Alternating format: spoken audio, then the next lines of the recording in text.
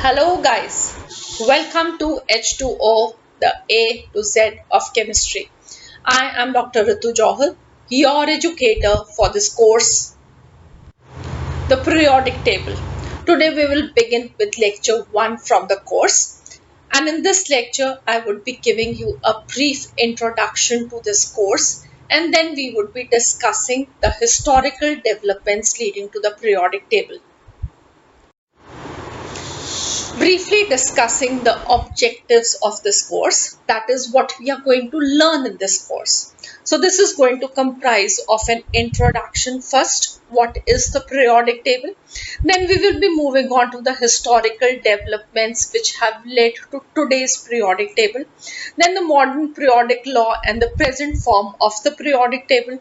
Then we would be discussing the periodic trends in properties like atomic radii, Ionic radii, inert gas radii, ionization enthalpy, electron gain enthalpy, electronegativity, valency. So we would be discussing all of this in a great detail, and then we would be discussing the nomenclature of elements with atomic number greater than 100. So by the end of this course, you are going to learn a lot about the periodic table. Before we begin, do you know what do we mean by the periodic table? Well, the periodic table is just like a library. A library has so many books. The periodic table has so many elements. The library, the books are arranged in a particular fashion so that to pick up a book, choose a book from so many, it becomes easy. Similarly, the periodic table, this can be defined as a table which classifies all the known elements in accordance with their properties in such a way that the elements with similar properties, they are grouped together in the same vertical column, and the dissimilar ones, they are separated from each other. So we are going to arrange all the elements we know in accordance with some properties of theirs so that the similar elements, they come together, right? So now have a look at the periodic table. This is the periodic table that we all know as for now. And this is what we are going to discuss in a great detail. You should understand what are these elements, how they are arranged, what are the properties that they are similar.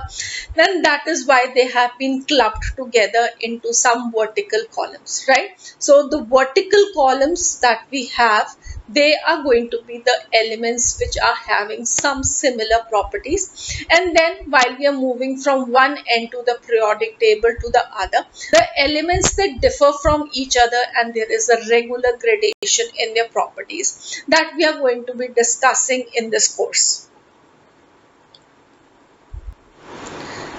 Before even discussing what are the contents of this periodic table, we need to discuss a few more things. First of all, you should know why do we need to classify the elements. Like I already told you that in a library there are so many books, and unless they have been arranged in some particular order, like the English book separate and the Hindi book separate and the other languages the book separate, and then separating out the fiction books, the non-fiction books, then the books of the same author and so forth, what does that do? That makes the keeping of the books and then finding a book from so many of them easy. Similarly, that is why we are classifying the elements. Till the year 1800, only 31 elements were known. But by 1865, the number of the elements, this had already doubled, in fact a little more than doubled, to 63 elements. And by the year 2016, till date, we are knowing about 118 elements, and this is a big number.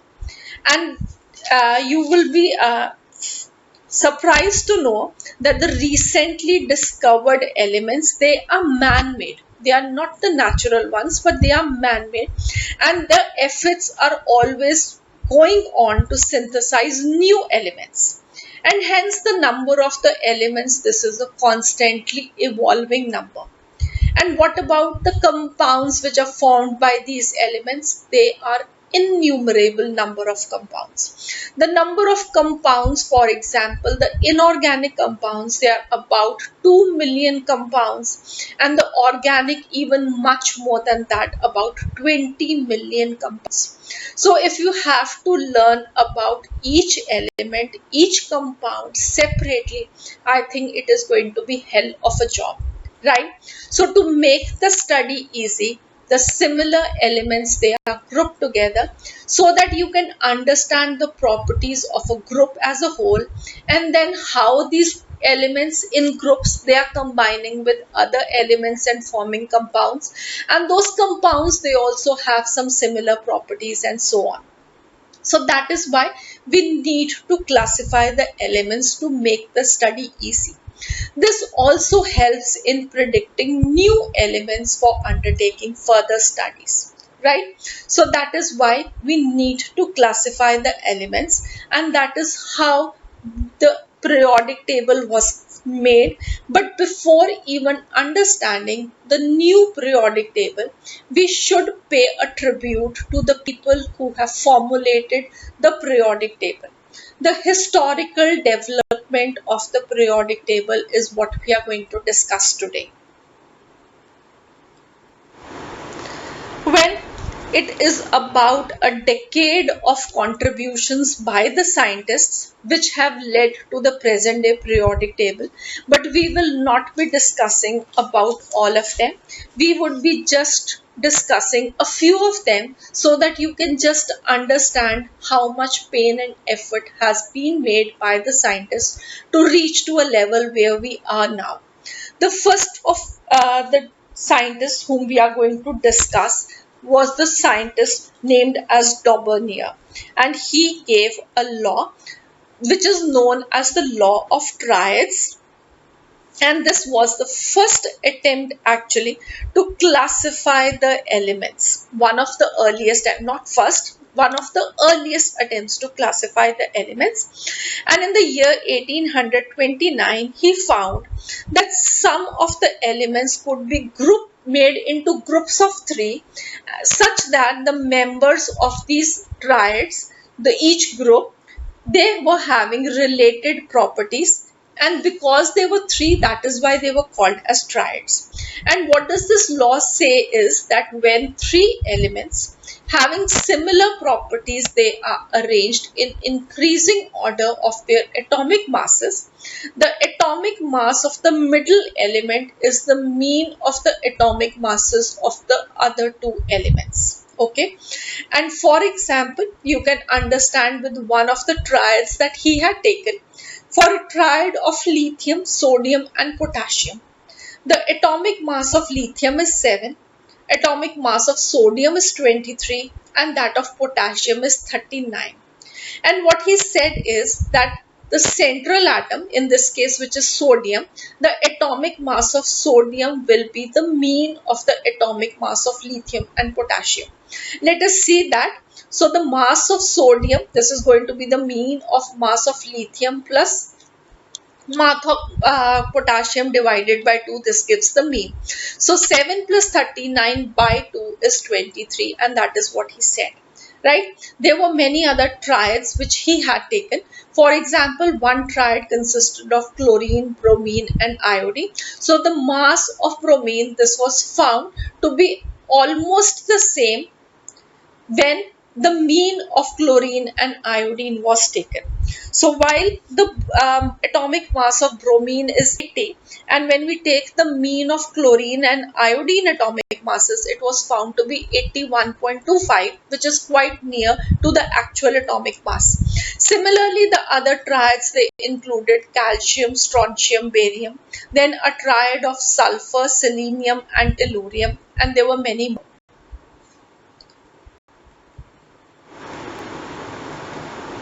So what were the merits of the Daubernier's law of triads? Well, the 3 elements in a triad, they had similar chemical properties. So there was a first time that the elements they had been arranged according to some similar chemical properties. Then for the first time the term atomic weight was introduced into the classification, and these element triads they exist even today. If you see today's periodic table also, you will find these triads in the periodic table. So that is a big achievement of the Demerits law of triads. Next, why did this fail? Well, the demerits of the law was that all the three elements in some of the triads they possessed nearly the same atomic masses. For example, a triad of iron, cobalt, nickel, that of ruthenium, rhodium and palladium, the triad of osmium, iridium and platinum, they all have almost equal atomic masses. So this does not make any sense actually. And then all the known elements, they could not be arranged as triads. So that is why this law of triads failed to serve a purpose to help classify the elements. The next law we are going to learn is the Newland's law of octaves. And Newland, he was an English chemist, and he tried to arrange the elements in increasing order of their atomic masses, wherein he found that the periodic properties of every eighth element resembles that of the first. Why was this law called the law of octaves? Because octaves refers to the musical note, and his statement that every eighth element resembles the first element is similar to the musical note, where the first note is similar to the eighth note. So if you remember what are the notes of music, we have do, re, mi, fa, sol, la, ti. And again, these are 7 notes, and the 8th note again is do. So do and do, first and eighth, they resemble, and similarly when he arranged the elements in increasing order of their atomic masses, he found that the properties of every eighth element resembled the first. For example, lithium, sodium, potassium, they all resembled in properties. Okay, and you can see a table which has been made according to the way he had made and shown that the properties of every eighth element was same to the first. Now, what were the merits of his law of octaves was that this worked well with the lighter elements. Till the 20th element, his law was working on fine. He had considered atomic weight as the basis of classification, which was again a good achievement of his, and then periodicity as a function of atomic weights. This was recognized for the first time, that there is some periodicity and that is a function of atomic weight. So this was a big achievement that was leading to the development of the periodic table. Now, what were the demerits of his periodic table? Well, this worked very well for the lighter elements only, not for the heavier elements. And the discovery of the noble gases failed this law. In the time he made his law, the noble gases had not been discovered. And when they were discovered, the repetition came up on the 9th element than the 8th. So the law of octaves did not hold fine over there. And then the heavier elements, they were not well grouped. For example, you can see with oxygen and sulfur, we have iron, which is very much different from oxygen and sulfur. And there was no reason to understand the periodicity. Right? He was not giving any explanation why they are periodic and things like that. Why the periodicity is based on atomic weights. And then unlike elements, they had been placed in the same slot. Just to fit in all the elements that he knew at his time, he had placed unlike elements in the same spot.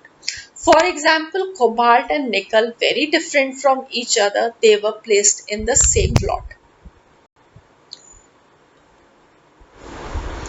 The next important one that we have to discuss is the LOTHER curve.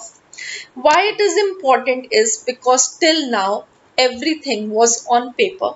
There was no experimental study done to prove the classifications, the authenticity of the classification. But LOTHER curves, this was based on experimental studies.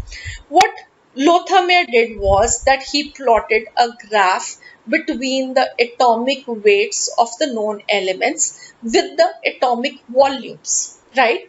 And what he found was that the physical properties of the elements, they are periodic function of the atomic masses, and the elements with similar properties, they occupied similar positions on the atomic volume versus atomic mass graph. For example, you can see the elements with occupying the largest volume. So they were occurring at the peak of the curve, and these were the alkali metals. All the alkali metals, they had the maximum atomic volumes and they were at the peak.